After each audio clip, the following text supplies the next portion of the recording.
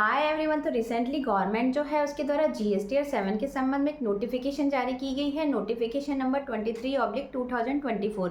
और ये नोटिफिकेशन जो है वो 8 अक्टूबर 2024 को इशू की गई है, जिसके प्रोविज़न जो है वो 1 नवंबर 2024 से एप्लीकेबल होने वाले हैं। अब इस नोटिफिकेशन जो है उसमें गवर्नमेंट ने क्या बताया है, तो आज की इस वीडियो में हम इसी के बारे में डिस्कस करेंगे। तो जैसा कि आपको पता होगा कि जीएसटी में भी टीडीएस के जो प्रोविज़न है वो एप्लीकेबल होते हैं। अब मान लो अगर कोई टीडीएस डिडक्टर है, उसके द्वारा किसी महीने में टीडीएस है जो कि डिडक्ट किया जाता है, तो अगले महीने की 10 तारीख तक उसको टीडीएस जो डिडक्ट करा है वो गवर्नमेंट को जमा भी कराना पड़ता है, और साथ ही उसको अपनी जीएसटी और 7 की जो रिटर्न है वो भी फाइल करनी पड़ती है। तो अब उनमें से कई सारे टीडीएस डिडक्टर ऐसे हैं जिन्होंने टीडीएस जो है उसको डिडक्ट तो कर लिया, लेकिन आगे गवर्नमेंट जो है उसको जमा नहीं कराया। या फिर कुछ टीडीएस डिडक्टर ऐसे भी हो सकते हैं जिन्होंने टीडीएस जो है वो गवर्नमेंट को जमा तो करा दिया, लेकिन उन्होंने अपनी रिटर्न जो है जीएसटी और 7 की वो फाइल नहीं की। तो ये नोटिफिकेशन जो है वो गवर्नमेंट के द्वारा उन टीडीएस डिडक्टर जो है उनके लिए ही इशू की गई है। तो अब गवर्नमेंट के द्वारा जो नोटिफिकेशन इशू की गई है, उस नोटिफिकेशन में गवर्नमेंट ने ये बताया है कि यदि आपने जून 2021 से लेकर अभी तक आपकी जीएसटी और 7 अगर फाइल नहीं की है, और उस केस में अगर आपकी नील की जीएसटी और 7 है, तो आपकी पूरी की पूरी पेनल्टी जो है वो वेव हो जाएगी। लेकिन 25 रुपये पर डे आपकी सीजीएसटी में और 25 रुपये पर डे आपकी एसजीएसटी जो है उसमें इम्पोज की जाएगी, यदि आपके अदर देन नील वाले जीएसटी और 7 है। यानी कि जो मैक्सिमम पेनल्टी आप पे इम्पोज की जाएगी वो है 1000 रुपये सीजीएसटी में और 1000 रुपये एसजीएसटी में। यानी कि मैक्सिमम पेनल्टी आपसे 1000 रुपये से ज़्यादा जो है वो गवर्नमेंट के द्वारा नहीं ली जाएगी।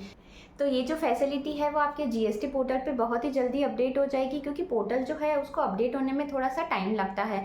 और जैसे ही आपकी जीएसटी पोर्टल पे ये फैसिलिटी अपडेट हो जाएगी और आपके लेट फीस का कॉलम जो है उसमें अपडेट हो जाएगा, तो फिर आप अपनी जून 2021 के बाद से लेकर अभी तक की जो भी जीएसटी और 7 आपकी पेंडिंग है वो आप फाइल कर सकते हैं। तो अब गवर्नमेंट के द्वारा जो ये नोटिफिकेशन इशू की गई है उसके अकॉर्डिंग अब आपको हर महीने की 10 तारीख से पहले अपना जीएसटी और 7 जो है वो फाइल करना मैंडेटरी है।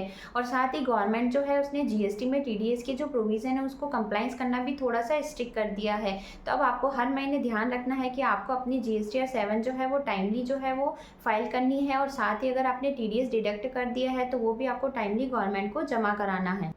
अब जो टीडीएस डिडक्टर है उसके द्वारा मान लो अगर जीएसटी और 7 जो है अगर वो टाइमली फाइल की जाती है, तो उस केस में क्या होता है कि जिस पर्सन का टीडीएस या टीसीएस डिडक्ट किया गया है उसको ये बेनिफिट मिलता है कि वो अपनी इनपुट जो है वो क्लेम कर सकता है। अब वो कैसे करेगा, तो जैसे ही टीडीएस डिडक्टर के द्वारा जीएसटी और 7 फाइल किया जाता है, तो टीडीएस या टीसीएस की जो क्रेडिट होती है वो सामने वाले पर्सन के टीडीएस और टीसीएस स्टेटमेंट में शो हो जाती है, और फिर उस स्टेटमेंट से वो इलेक्ट्रॉनिक कैश लेजर जो है उसमें ट्रांसफ़र हो जाती है। तो अब उस केस में सामने वाला पर्सन की अगर कोई जीएसटी की लायबिलिटी बन रही है, तो उस क्रेडिट का यूज़ वो लायबिलिटी को पे करने में कर सकता है। और यदि मान लो उसकी कोई भी लायबिलिटी नहीं बन रही है, तो उस केस में वो रिफंड जो है वो भी क्लेम कर सकता है।